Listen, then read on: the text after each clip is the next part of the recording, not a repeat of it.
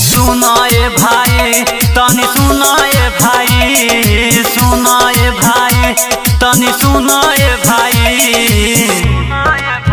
तना सवा नरक में ले जाई तनी सुनाए भाई, तना सवा नरक में ले जाई तनी सुनाए भाई। तनी सुनाए भाई जानी पियाए भाई, तनी सुनाए भाई जानी पियाए भाई, नसवा नरक में ले जाई जानी पियाए भाई, नसवा नरक में ले जाई जानी पियाए भाई।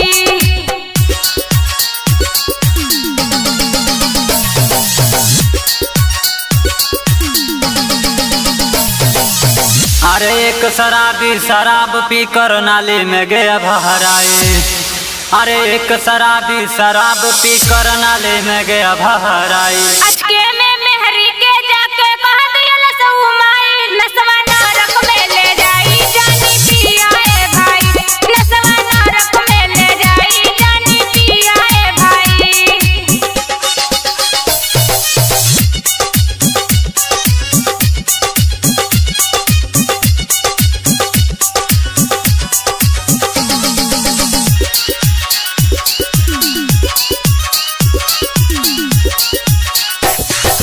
एक गजेड़ी गांजा पीकर चिलम दिया लहराए, एक गजेड़ी गांजा पीकर चिलम दिया लहराए।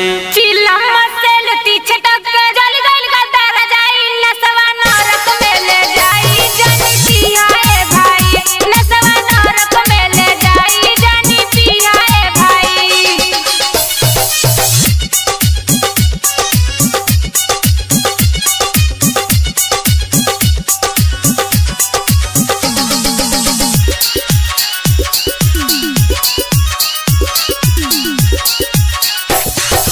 एक बेकती खैनी खाकर सगरो दिया थुकियाई, अरे एक बेकती खैनी खाकर सगरो दिया थुकियाई। एक दिन खैनी पास न रहले भिकियो दिया मंगाई, नसवा नरक में ले जाई जानी पियाए भाई, अलपन गाई के दिहली सुनाई जानी पियाए भाई। तना सवा नरक में ले जाई जानी पियाए भाई, तना सवा नरक में ले जाई जानी पियाए भाई। रविंदर लिखेले सच्चाई जानी पियाए भाई, श्याम बदन कर बड़ाई जानी पियाए भाई।